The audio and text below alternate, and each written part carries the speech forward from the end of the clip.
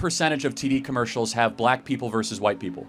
I'm not sure about that, but About white 40 people are also in commercials. About 40. Well, this is important. About 40 to 50% of all network TV commercials have a person of color right now. What percentage of America is a person of color? At least for black people, I know we're about 13%. Yeah, it's about so 13% of the population, nearly half of all the TV commercials. Charlie Kirk brings the fire. Charlie Kirk dives straight into the flaws of DEI, calling out how race-based hiring erodes merit. With sharp stats and unfiltered logic, Charlie Kirk makes it clear racial quotas don't build excellence, they destroy it. Let's dive in and hear what Charlie Kirk has to say. Yeah, so last year you said something about DEI, unqualified black pilots. You see a pilot on a black pilot. Don't you think it was an irresponsible statement suggesting that maybe these pilots aren't qualified or unqualified? No. But I'll tell you exactly what I said and why I said it. Okay, go ahead. I said, the pretext, I went through a whole windup. I said United Airlines is saying that they want 40% of all their pilots to be people of color or women. We have learned that we have relaxed standards anytime that we try to reach racial quotas. Anytime we reach racial quotas, we relax the standards. Standards for air traffic control, professors, or college admissions. Therefore, when it comes to pilots or surgeons, if I see somebody who is black, as I said on the show, I'm going to hope that person is qualified. That's what I said, which of course is legitimate, because they're begging the question, we're not hiring based on merit anymore. We're hiring based on race. Now, So when you see a black pilot, you wonder, boy, is that person there because they earned it or because they were placed there? That's what DEI does. It makes you ask questions you otherwise would not ask. So the airline industry is going to take an unqualified person just based off diversity. Underqualified, not underqualified. Unqualified. Underqualified, whatever, uncertified, and put them in a cockpit and risk people's lives? Those are two different things. Under and un are two different things. Of course, United Airlines will not take someone off the side of the street and put them into a pilot. But in order to reach a 40% goal, they might cut corners. They might accelerate the process in order to reach a goal. We know this through all sorts of DEI examinations and projects over the last 10 years. You have to choose in life. Either excellence or racial quotas will end up being the most important. And both cannot simultaneously exist. It's never happened before. Okay, so when we talk about DEI, well, who benefits the most? Because black people really don't. It's only like maybe 3 to 4% of black people actually benefit from those programs. So who benefits the most? I'm not sure your question. I mean, theoretically, if 40% of all pilots end up being black people or people of color. But that's not. I actually looked it up. It's only like maybe about 6% of pilots their are black. goal is 40%, right? That's the point. It's like that's actually a great point. So they wanted to go from 6% to 40%. And so you have to wonder, boy, you go from 6% to 40%, there's going to be a relaxing of standards. Okay, I guess the way let me see if I can rephrase this. So essentially when you talk about DEI, affirmative action, or anything to that effect. I'm against all of it, yeah. Okay, yeah, and that would be fine. The thing is that now it's actually, referenced as a slur against, essentially if you see a black person in a position or, minority or whatever, the assumption is that person is not qualified when literally, and, you have to be qualified in order to even to get in that position. Well, so let's take college admissions. So this is a great example. At Harvard, we learned because of new revealed documents that black students were having test scores that were 30 to 35% lower than their white counterparts.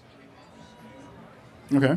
And so, therefore, if you saw a black kid at Harvard, it's a fact that they were not having the same test standards as their white counterparts. Still doesn't matter. The kid has to he's got to get through the classes, do the tests, do all the research. Well, they actually drop out at a greater rate, too. But the point being is just the idea that they were there, number one, took a spot from an otherwise qualified individual that might be white. And they were not there on the same merits. So what we want is the same rules for everybody. You're making the assumption that they're not qualified in order to get in. In order to even get there, it's not the assumption. It's the data. So, for example, it's literally at Harvard, you had kids with perfect SAT scores, perfect ACT scores that were white. So that makes a degree from Harvard worthless then. Well, you're exactly right. Yeah, actually, Harvard's degree is becoming more worthless because it's more race-based than merit-based. You're exactly right. Okay, now we talked enough about that. So in the past, you made statements about black privilege. So can you explain that to me and what it is? And yeah, of course. I mean, it's easier for a black person to get into college than a white person.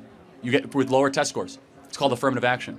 Okay, so that's been so college admissions has been affirmative action for college admissions has been struck down. Thank you. Yeah. So I'll give you another example. What percentage of TV commercials have black people versus white people? I'm not sure about that, but white people are also in commercials. About 40. Well, this is important. About 40 to 50% of all network TV commercials have a person of color right now. What percentage of America is a person of color? At least for black people, I know we're about 13%. Yeah, it's about 13% of the population, nearly half of all the TV commercials. White people are still in the commercials. Yes, but underrepresented as proportional, though. The point being, I can give you another example. Easier to get corporate jobs. There are entire departments that are dedicated to just try and expand racial quotas. You know what would really would have fixed this from the beginning had you not had, all the. So why do we have DEI in the first place? Because this is the problem that creates. So why was DEI necessary in the first place? Or people, or at least the government thought it was necessary in the first place. Why do I think that it was? No, why would the government? Do you want my well-intentioned explanation or the? Whatever you got. I mean, DEI was obviously about trying to destroy the excellence of the country and elevate racial tribal politics. Okay, so if you don't have the racism, right, and then you'll need that program. So you eradicate the racism, and that eliminates the need for any kind of program. No, but if you have excellence, you're going to find the best. That tries to take people and put them in place because they're minorities. You want the best in everything. So let me just ask a final question, okay? If you were about to board a United Airlines flight from Tallahassee to Atlanta, and you find out the airline pilot says, "Hey, everybody, I'm a pilot. I was hired because of diversity. Let's have a great flight." Would that make you feel good or not so good? No, but I know he's still got to be qualified in order to fly that aircraft. But he said, "I was hired because of diversity," and you're like... You still got to meet the standards in order to get into the cockpit. Well, again, we know because air traffic controllers and many others, they relax those standards. When you have a surgeon... You're saying that, but look... You're not. It does not make sense. It's irresponsible, not only to say that, but to actually put unqualified people in and risk lives. But we know that's actually happening every day, and that's why it doesn't make sense. But racial quotas end up mattering more than excellence. When I go in for surgery, I want my surgeon to be the best surgeon, and here's where we can agree. I would agree with that. We yes. want a merit-based society, not a race-based society. I say we should have started that way from the beginning. But at any rate, then the last thing. I don't want to hog the mic, but I'll just say this last thing. So you talked about black fathers, absentee, and all this other stuff and everything else. I actually agree. Okay, more fathers in the home and everything else. That's wonderful stuff. The thing is that you also said, and I'm looking at some of your stuff previous, that there's a system in place that actually incentivizes women to make babies without husbands. It's a great society. Take that away. I agree. And then that problem essentially goes away. I agree. Now, I would ask this question also: what percent of black men do you think are abandoning their homes right now? Well, we know that it's actually 60 to 70%. Okay, then you'd actually be wrong because the CDC actually submitted a report in 2023 that says 54% of black men don't even have children. But that's 54%. Those are two different numbers, man. I'm talking about those that impregnate. Okay. Most black men are actually producing children within the construct of marriage. I'm talking right? about just the kids. So you're saying black men are getting married and then leaving their families? Not getting married. That's the problem. What I'm saying is the data. I'm saying 2 out of 3 black men impregnate women and don't stay with them. Sir, I'm telling you that 54% of black men, according to the CDC study 2023 National Health Statistics Reports, literally says that 54% don't even have children. I know that's a complete different stat. Everyone knows what I'm saying and not what you're saying. That's a complete different. That's like a. So what I'm saying is that if you have a black child, which obviously exists for some reason, right? Somebody did something to make that black baby. Okay. 2 out of 3 times, the dad will not be around. Fact. Done.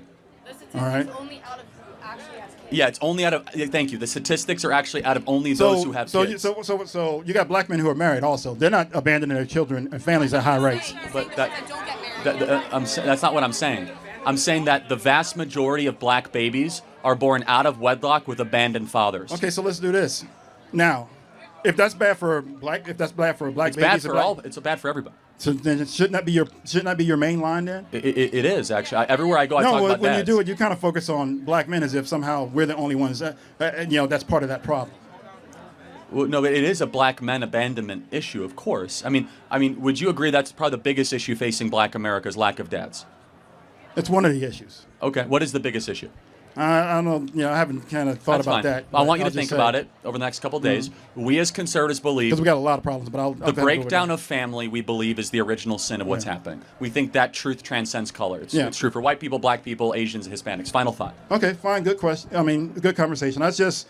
My thing is, when I hear you talk about it, it seems like you're framing it improperly. And then people are here saying that I'm doing it improperly, but, I'm a black man in America. I know something about it. I'm just offering you grace. I'm not saying that your number is wrong. I'm just saying that it's a statistic that wasn't necessarily relevant to what I was saying. So thank you very much. I appreciate it. Thank you.